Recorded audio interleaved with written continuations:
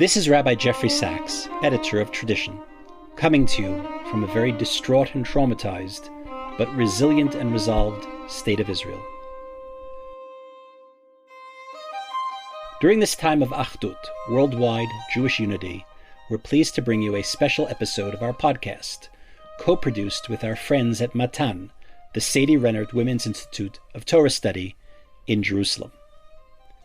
Our recently released fall 2023 issue features an essay by Dr. Yosefa Fogel Wruble titled Psalm 139, When God's Presence Both Overwhelms and Eludes. The essay explores two exegetical prisms for Psalm 139 and the theological relevance of understanding that chapter as a form of emotional struggle with God.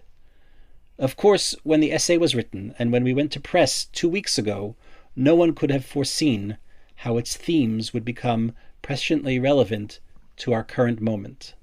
But that's how it often is with Torah learning. We thought it would be appropriate to chat with Yosefa about her piece in light of the events on Simchat Torah and the war. The essay is available open access on our website, traditiononline.org, where you can also access our entire issue on the Yom Kippur War 50 years after, another item with sudden, unexpected, and unwelcome new relevance. Dr. Yosefa Fogel Wruble is a Ramit at the Women's Beit Midrash at Migdal Oz, a lecturer at Matan, and the host of the One-on-One Parsha podcast from Matan, which explores deep thematic points of the weekly Torah portion. You can subscribe to the podcast at www.matan.org.il. But for today, we turn the microphone back on her, making her the guest of this episode, for which she is joined by Tradition's associate editor, Rabbi Yitzchak Blau. Welcome to Tradition Podcasts. This is Yitzchak Blau. I am associate editor of Tradition and a Rosh Yeshiva at Yeshiva Doraita. And my guest today is Dr. Yosefa Fogel Wruble, who is a Ramit in Migdal Oz Women's Beit Midrash, a lecturer at Herzog College, host of Matan's weekly Parsha podcast, and a Yoetzet Halacha. And she has actually twice been the host of a podcast where I was the guest, so I know she does an excellent job. And we are reversing roles tonight, and I will be asking her questions. Welcome, Dr. Yosefa. Thank you. I know I'm a little nervous to be on this side of things, but I think we'll be okay. Okay, great. So let me just give a little background. With everything that's been going on, Tradition has been trying to focus its material on subjects relevant to the situation. So maybe before I ask specific questions, if you don't mind, maybe you could summarize a little bit of what you do in that article? Sure. So the article is an exploration of Tehillim 139 of Kuf Lamed Tet. And the reason why this Mizmor has always interested me is because, to me, it's one of the more theologically daring. If I can look at Tehillim in general as an early Siddur of Am Yisrael, sort of like an early prayer book, and there's all different elements, right? There's praise, and there's pleas, and there's distress, and there are also some like pretty courageous conversations that are had with God in some of the Mizmorim of Tehillim, and among those that I think is really the most interesting is this Mizmor, and really all I do is shine a light on a particular tension that exists in it. The Mizmor opens where the speaker is, and I'm leaving the speaker as an anonymous speaker for a moment. I'm sure we'll get to that a little bit later. But the speaker is really thinking about how much God knows everything about the way he or she, but for now I'll just say he, how much he functions in the world. And God has been there from the beginning. God knows everything that he does. And in the beginning, the first section of the Mizmor, it really seems like the speaker is relatively okay with that, meaning that there's something that's awe-filling about that experience of God being so omniscient. But there is one small hint that maybe the speaker is ambivalent about it, and that is the word tzara. In verse 5, it says achol v'kedem tzartani, right? That you are sort of, now it's from the word tzara, sort of like to besiege. And while it may not mean something negative here, it seems to be like it hints to something negative. Now, in the next section, which is really the part that the article is really focused on and shines a light on, is these psukim. Now, they're some of the most well-known. It's just a plethora of beautiful songs that have been written about these psukim and using these words. But just for example, in verse 7, Ana elech miruchecha ve'ana mipanecha evrach, right? Where can I flee from your presence? Imasak shamayim shamata ve'atzia sheol hineka, right? If I go to the heavens, if I go to the underworld, if I go to the edge of the horizon, as we continue, and even to the places that are so dark, God, it doesn't really matter because there is no difference for you between light and dark. And there really are two ways to read those psukim. On one hand, you could read them as, I think, a little bit innocently, as just a continued, complete awestruck at how omniscient God is. But the part that I think is moving about that second section is that it seems to be that the speaker is entertaining what it would actually be like to run away from God. And this is kind of, I think about a teenager. As a child, there's something really wonderful about the utter enveloping sort of supportive, guiding hand of your parent. And at some point, if you're a healthy human, you kind of want to get away. And to me, that's sort of like the teenagehood section of this mizmor. And it could be that it's just a thought exercise, right? It could be that this person who speaks never really tried to run away from God.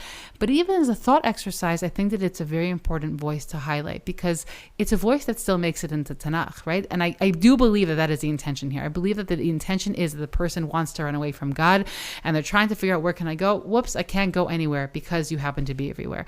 And what happens in the continuation of the Mizmor is that the speaker ends up reframing that, right? They reframe that desire to run away and again come back to this place where like the enveloping omniscient presence of God is something that they love.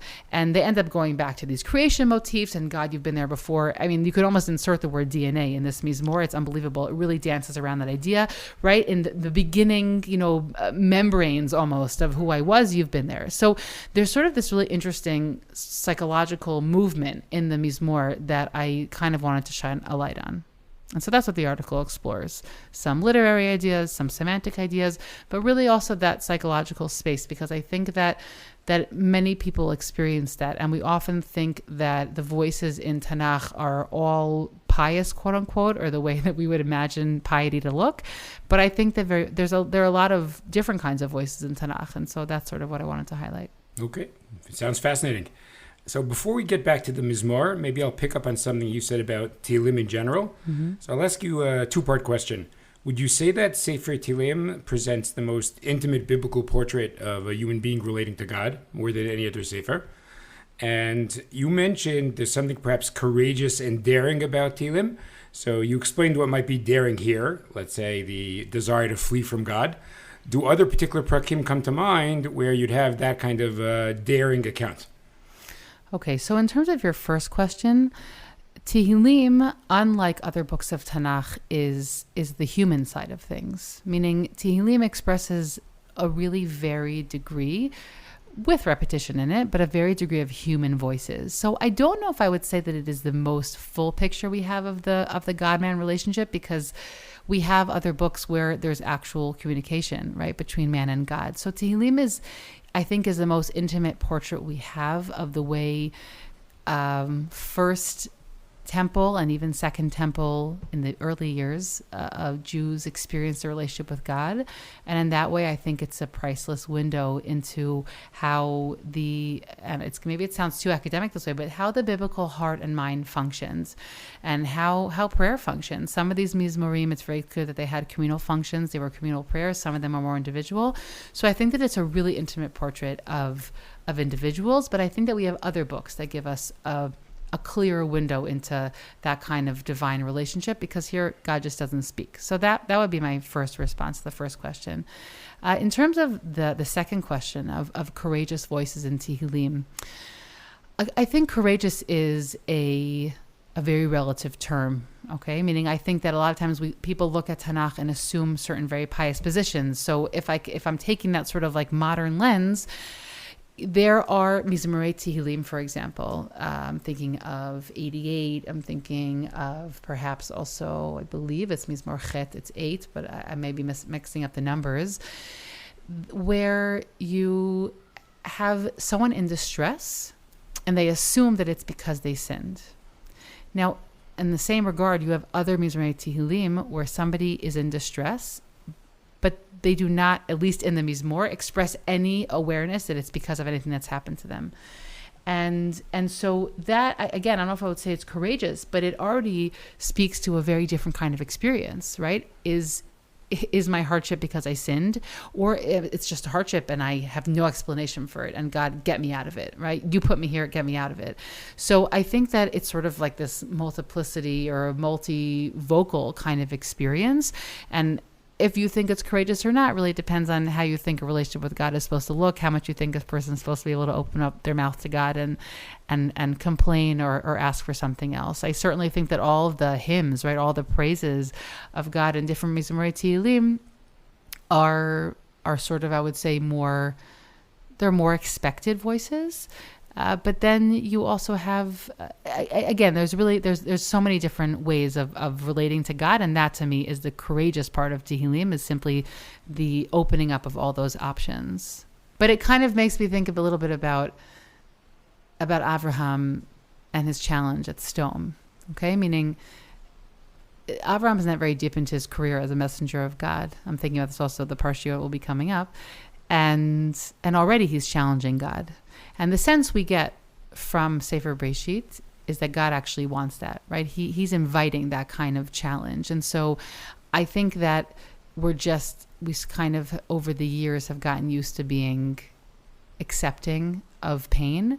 And I think that Tehillim is a book that reminds you that you can accept God and you can engage in a relationship with God and still be very unhappy with him. And that I think is a very important piece. So you have now mentioned two perhaps theologically daring attitudes, which I'll reiterate in a second. I want to ask about the presence of a third. Mm-hmm. So you've just mentioned challenging divine justice, where we experience like the wicked prospering, which I think happens in several places in Tanakh. In this particular Mizmor that you analyze, Kuf Lametet, right, you talk about feeling overwhelmed by God's presence. And as you described it, the teenager's desire for freedom and independence. But I think, as you say in the article, moderns might talk about a third experience, an experience of the absence of God, which I think is different than the first two. Meaning, when I'm complaining about divine justice, I'm complaining to a God who I'm confronting. Yes. And when I'm feeling overwhelmed by God, obviously God is omnipresent. So do we find expression either in Tehillim or elsewhere of the frustration of the absence of God? I believe so. Meaning, if I'm broadening from this Mizmor, I think we do have Mizmorei Tehillim where we just have this open question, right? God, where are you? But the starting point, and again, I may be mistaken, but the starting point for the voices in Tehillim is that God is actively involved in the world. And that is where we have the biggest break between, I think, where a lot of moderns stand and where the biblical voices stand. Yes, it's an assumption. Maybe we don't get it. Maybe we don't get how it works. But the assumption is there's somebody on the other end of things that's listening, even if we don't like the answer, even if we don't feel like they're doing what we want them to do. So I think that is a basic assumption.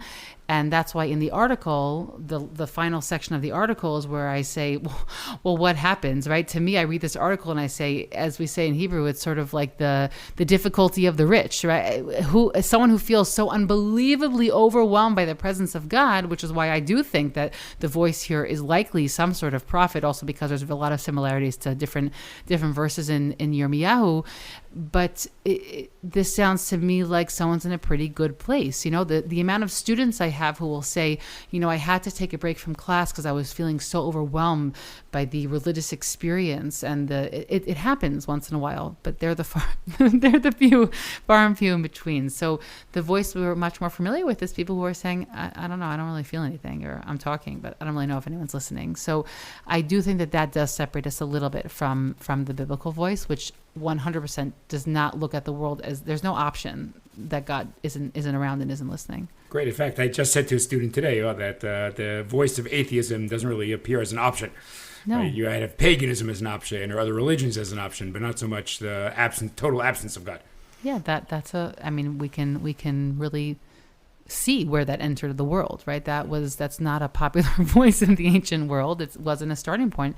You looked around the world and all the forces of life were so overwhelming, and it was very clear to everybody that that there was something much larger here behind all of this. It was the makings of the modern world that brought that voice into being. Okay, now I'd like to hear about the end of the article, but maybe one more point before we get there. You've mentioned twice that you have something to say about who the voice is, who the speaker is. Mm-hmm. So maybe explore a little bit who might be the speaker, and does that affect our reading of this parak?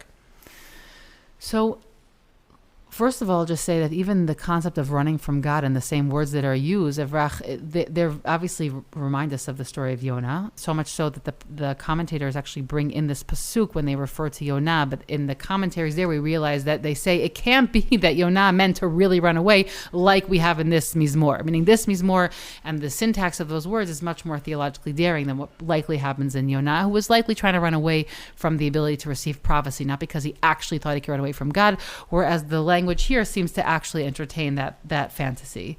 Again, as I said, I think that the speaker here, it seems to me like an extraordinary kind of person. I think that the conclusion of, that I realized that God was present when I was, being created in the womb of my mother, those are conclusions that a regular person can come to. But I do think that the speaker himself is someone who is extraordinary, also because of the intense divine presence that he feels, and also because at the end of the Mizmor, which is an interesting question of itself, the end of the Mizmor is very inconsonant. It's kind of very jarring ending. We have a number of Mizmorei Tehillim that end like this, which is, it's really, I think they're their own genre, where they end with this request from God to separate me from the wicked, make sure that I keep going on the proper path, and the speaker turns to these sort of theoretical enemies that are trying to attack. Meaning, I've come to this very pious conclusion that God is always with me, and I want to make sure that I sort of don't get tainted, and I also want to bring others to believe in you as well.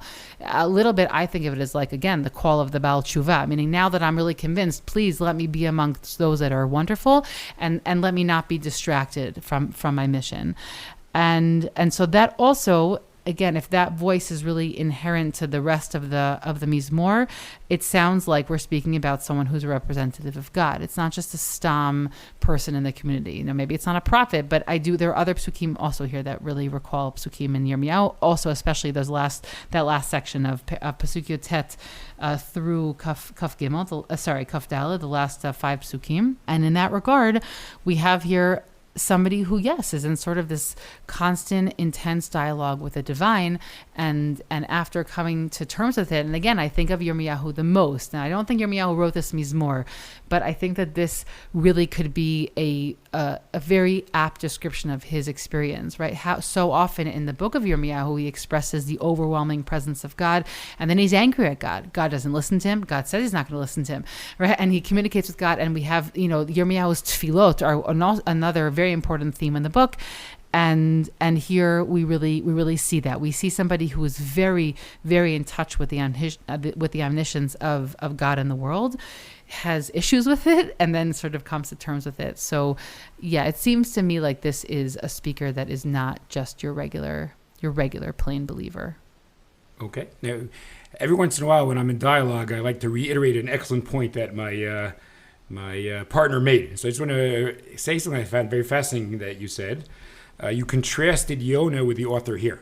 Mm-hmm. And I think if I understood correctly, Yonah is not fleeing from God, he's fleeing from prophecy or his prophetic role. And I think that works very nicely with a lot of the traditional interpretations of Yonah, in that, let's say, he doesn't believe in mercy, so he doesn't want to give a prophetic message to Nineveh, or he doesn't want Nineveh to make Am Yisrael look bad. Mm-hmm. So again, neither of which would be a flight from God, really. It would be a flight from the prophetic role. Yeah. And it sounds like in Kuf Lamed Tet, you feel more, it's not a flight from prophetic role, it's this deeper flight from God's omnipresence. Yeah.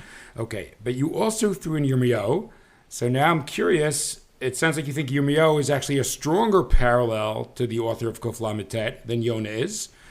Do you have a particular passage in Yirmiyahu where Yirmiyahu expresses frustration and being overwhelmed by God? Is there something very specific in mind? I don't know if this totally answers your question, because it's a slightly different kind of torture. But we have the famous passage in Yirmiyahu in the 20th chapter where Yirmiyahu, because of the torture that his prophecies bring him, he wants to try and keep it inside. And he says when he tries to keep his prophecies inside, "V'haya b'libi ke'esh bo'eret atzur ba'atzmotai v'nid'eti kalchel v'lo uchal. He says, I can't, it basically feels like I'm being burnt alive when I keep my prophecies inside. But before that passage, before that pasuk, he also says earlier, in 2 psukim earlier, Petitani Hashem ve'epat chazaktani v'tuchal, hayiti lischok kol hayom kulo lo egli. Here he says that he feels like, God, you're putting me in this position where I have to bring the people messages they don't want to hear. I'm being tortured, and I basically feel like I'm just sort of a source of mockery. And I don't, that's not the same thing, okay? That's not the same thing as what we're describing here, but Yirmiyahu, as an example of someone who has a very direct line to God, but also feels the limitations of that line. So that's where I feel it. It's not in the same positive context. I think we have many prophets who have a very deep relationship with God, but it's more, we don't see many prophets who try and break with God. Now, Yirmiyahu tries to break with God because God also breaks with him at a number of points where he blocks his tefillah. He tells him he can't come to the Beit Hashem. So there's something more complicated going on there, but I really think of Yirmiyahu, I think especially at the end of the Mizmor, with sort of speaking to the enemies. Who are these enemies per se?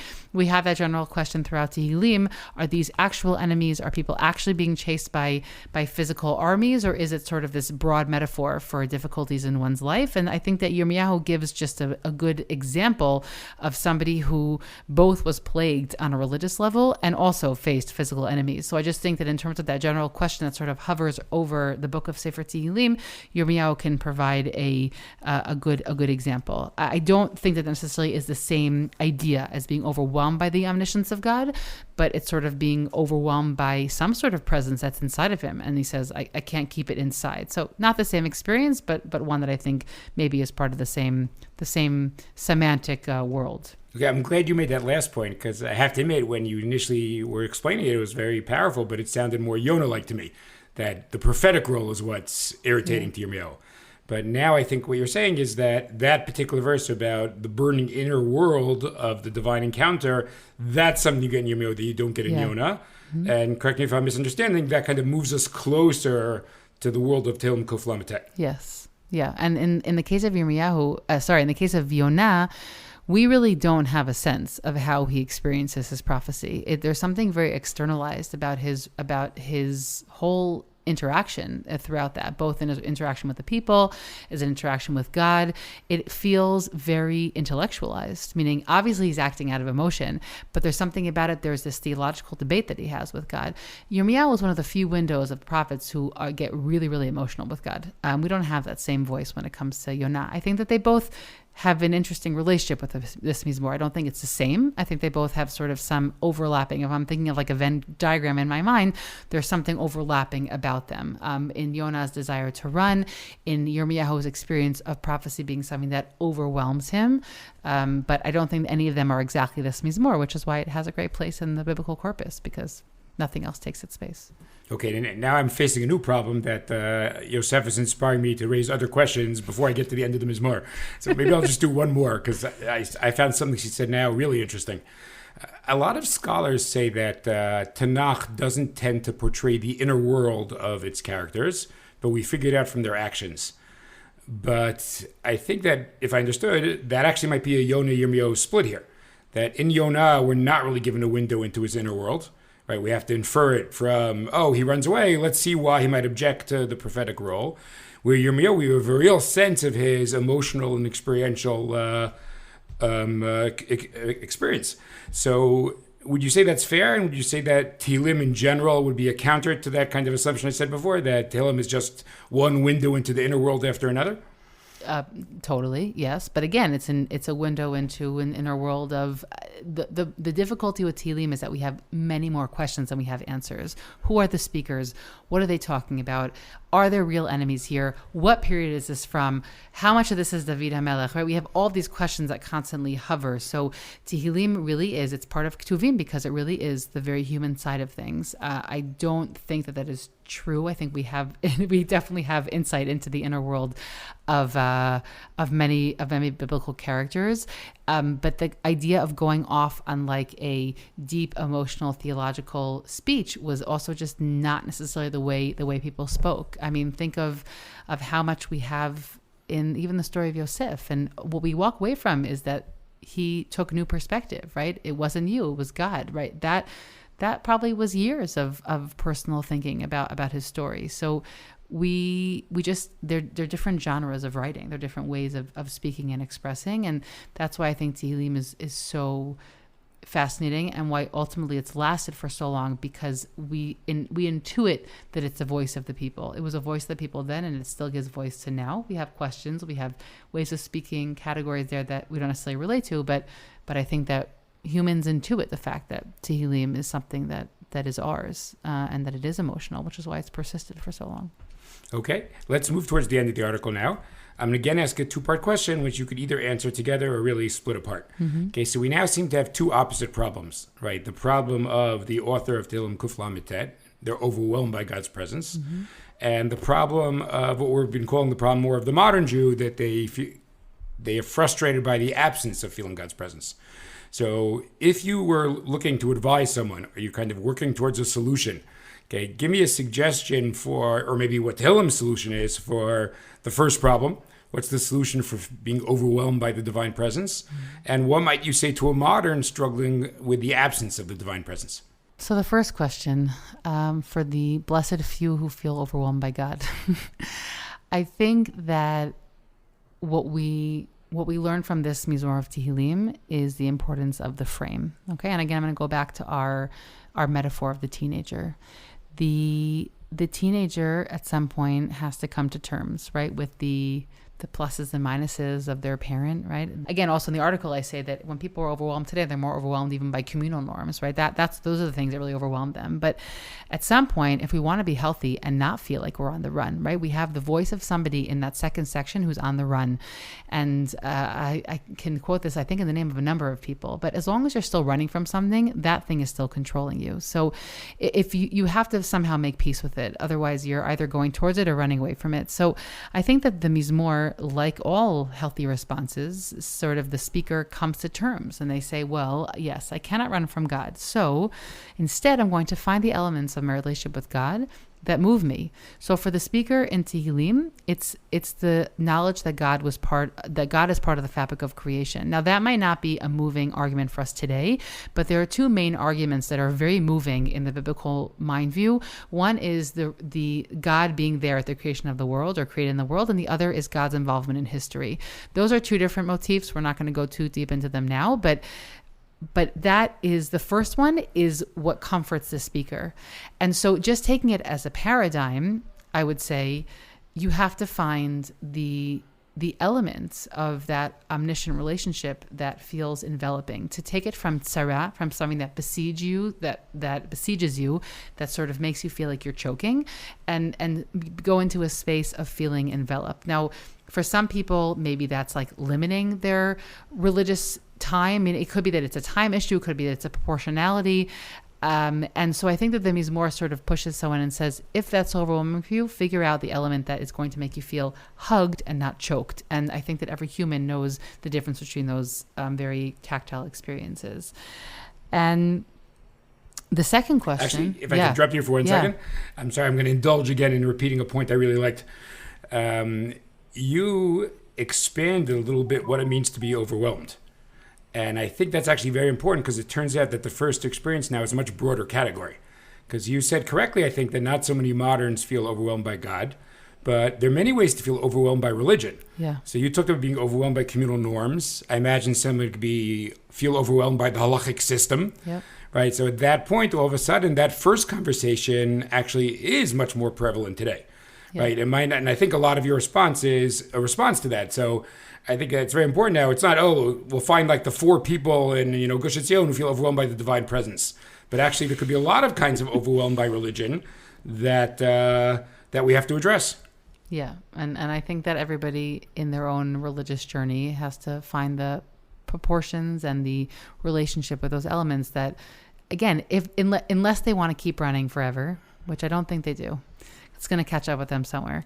So if you want to find a place of peace, you have to somehow turn around, look at that thing, whether it's relationship with God, whether it's relationship with your family, whether it's relationship with your community, and figure out how you can make that loving as opposed to feeling like it's going to attack you always. Okay, wonderful. Now let's go to the second question. So the second question regarding moderns, right, and sort of the voice that is just much more prevalent are those who don't feel the overwhelming presence of God. And so also in the article, what I sort of do is present some other philosophical voices that I think sort of complement this mizmor, but they complement it because they really speak about the opposite experience.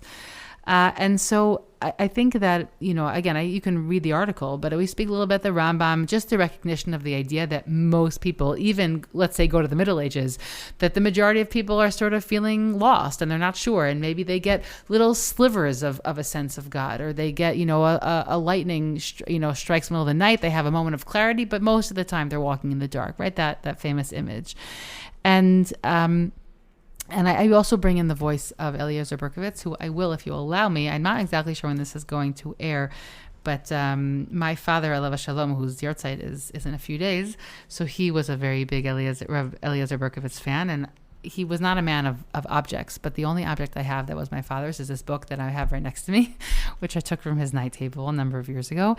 And my whole, just years of my childhood, this book was always sitting, The Essential Essays on Judaism, edited by David Chazoni. But in any event, he has a really wonderful article in here on really the relationship with the divine.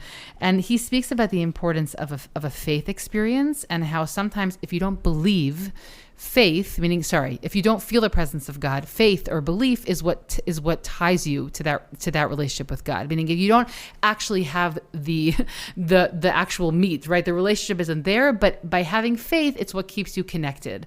And again, I think that different people find themselves in different spaces. We live in a world today where there's this authenticity is a really big word. I'm not such a big fan of it, by the way. I'm a very authentic person, but I don't love the word in all the contexts that it gets overused. And I think that, but for example, and Eliezer Berkovitz says that, and if you don't feel like you even have faith, by the way, rely on the covenant that was made with the matriarchs and patriarchs, with the imahot and avot, which I think is a really fascinating thing. He says, zchut avot is something that a regular person can lean into. You don't even have faith, know that your forefathers had faith, right? So this, I think, is an interesting approach. For someone who feels so far removed that faith is something to them that feels totally irrelevant, I don't think it's an answer. But it's an interesting, I think it's a moving idea for someone who says, I do believe in God, I have a relationship with God, but it doesn't feel strong all the time. And he says, well, that faith of yours is what's actually keeping you tied to God. So I think that's very moving. On the other hand, I also think that Avram Yoshua Heschel has some really important things to say in this conversation. And he goes even further, and he says that only when you feel the lack of God will you know what it feels like to have God and to have a relationship with God. And in that regard, it really reminds me of the experience of Adam and Chava, right? Only when he feels a loneliness is he able to appreciate the finding of the wife. So again, does it solve the problem? No, but it basically says in the darkness, in the feeling of I don't have this relationship with God, that's where when it does come, you can find it. What I will say on a totally practical level is that I think a lot of people romanticize what it means to have a relationship with God, just like we romanticize what it means to love our spouse, okay? Meaning the really small gestures or the small moments, or the music that moves you, or the breeze, or sitting out on your porch and feeling tremendous nachat, just a peace at what you see in front of you, to me is part of feeling God. God to me is here I mean being like totally like vulnerable and open on a very public podcast, but that to me that's part of my relationship with God. And on a regular day in my stage of life, I get a lot more of that than I do, intense omniscience in prayer or whatever else. So I think that a lot of people overestimate what it means to have a relationship with God, and maybe it's because these biblical categories seem big and scary, but I think that just realizing that that movement is itself being in contact with something divine. Okay, you've said a lot of interesting things. I'm going to ask a question, just try to deepen a few. Okay. Let's differentiate between two people. Someone who occasionally has a profound religious experience and someone who doesn't. Mm-hmm. So I've often thought that the first person is in much better shape. Like, let's say I occasionally have a really inspiring mincha. So it could be I could go through a month without one because I know it's there. I know it's possible. Mm-hmm. And therefore I'm searching for that experience again and don't view it as a futile endeavor. And then you have someone who'll say, like, I never have inspiring minchas. So how do I deal with it? Now, you mentioned a number of models. You had the Heschel model, where the absence of God perhaps is part of a longing for God, and the Berkowitz model, where I see things in terms of covenant, and I know that my ancestors had a relationship with God.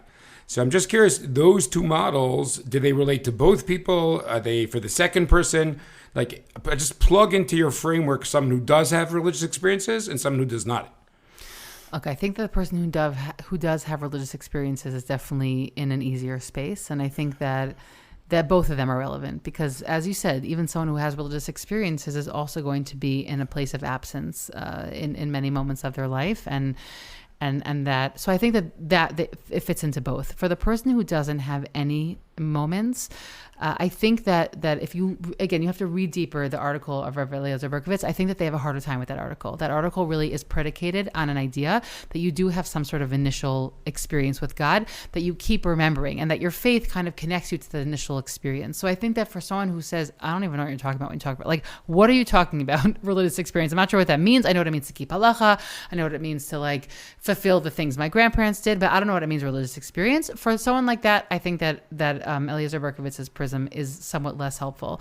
And that's why for that kind of person, I would say, let's try and reframe what you think that means. Because I think that someone who says, I don't really know what it means to have I don't really buy it, to be honest. Like, I don't buy it. I think that there must be things that they're experiencing that connect them to all that they can't see in front of their eyes, and that they're just calling it something else. And I don't mean that in a patronizing way. I mean that dafka in a loving, open way. Like, I think many of us, we intuit so many things and we don't have words for them. We assume that because we don't have words for them, or because they don't have some religious category, that it can't be it. And I think that often can be refracted and can be put in a lens of some sort of contact with the divine. So the truth is that you've sort of enumerated a number of prisms. I just want to add in one more, because I think that it's a voice that I use a lot of music in general in my teaching, not because I think that modern singers are in any way the giants of our greatest luminaries like the Rambam or any modern luminaries, but because I think that they give voice to people now. And I think that for that, they're really invaluable, because so many people experience life, but they don't necessarily possess the words or the capabilities to express it. But I look at these people who are not only, let's say, a modern singer, but a modern singer who's extremely popular.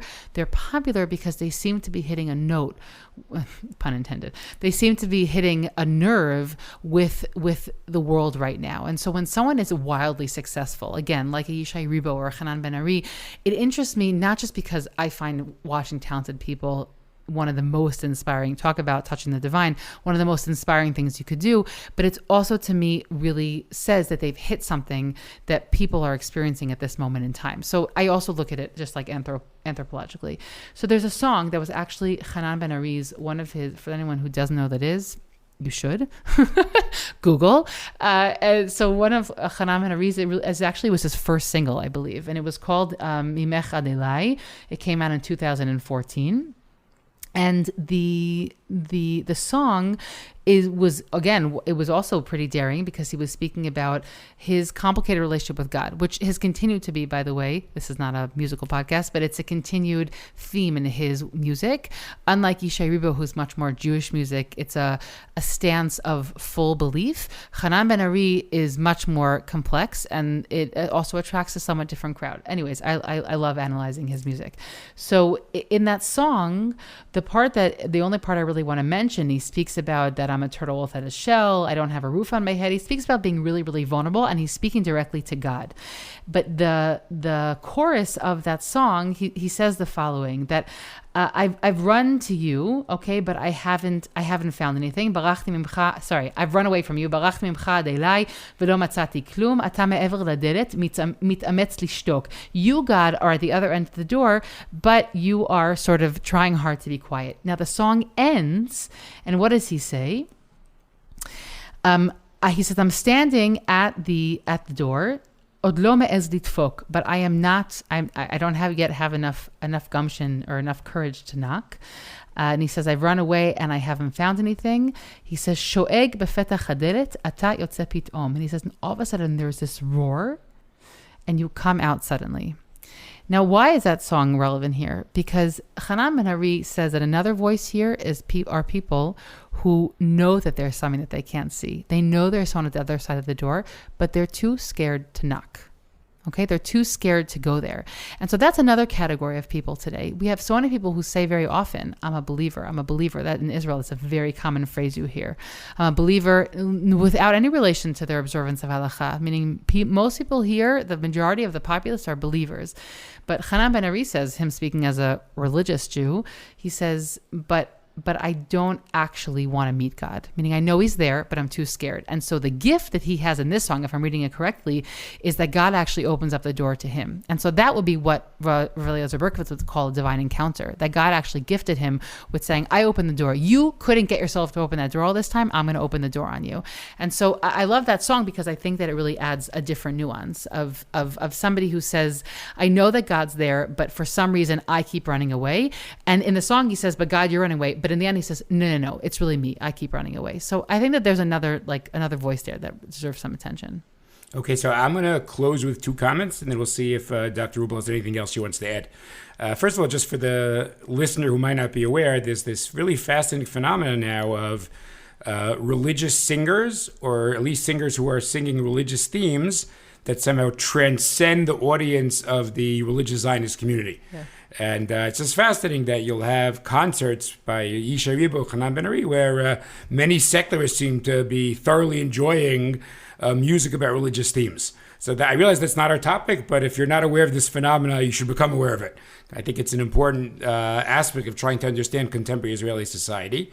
Secondly, I want to say that I think this podcast has shown that we have young talent in the community that we should be happy about, including Dr. Wruble. I think we've had here a combination of sensitive biblical reading with theology, with contemporary Israeli music, and of course with thinking about the difficult situation we're currently in, where, as we've said, perhaps more people thinking about the absence of God than being overwhelmed by God.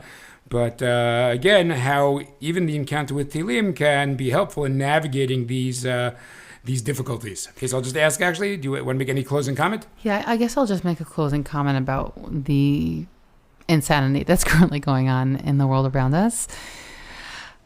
I'm always careful not to draw any too direct connections, right, between anything that we've said here and what's going on. I think that for those who find solace in the book of Tehillim at this moment of time, that's amazing. And I think that that's something that was intentional. It's a reason why it's been preserved in Tanakh. I do want to say that for anybody who's gone into the realm of divine questioning at this moment, wait a little bit. Meaning, whenever there is something that is so utterly difficult, we simply don't have any perspective yet. It's funny, I was just reading an article today that I won't say who wrote, and I thought to myself, it is crazy to me that they were able to write that article that was such a bird's eye view about what's going on, because I don't possess any of that right now. Meaning I'm in the treading above water, not even every day above water. So I think that when it comes to asking big philosophical questions. So first of all, I'll say to me, that's like a privilege right now that I certainly don't feel like I have.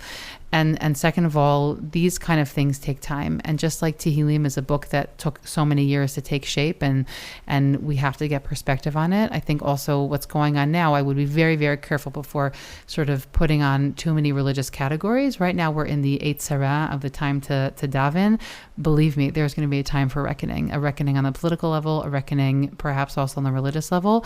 But I don't think that time is yet. So I would just say we're in a hold moment, and we have to figure out right now what has to happen, and over time I'm sure we can have very rich religious conversations about it. Okay, and I just want to remind the listener that you could read Yosefa's article on Tradition Online, again, traditiononline.org. And I want to say thank you for a very enjoyable and educational conversation. My pleasure. Thanks for having me.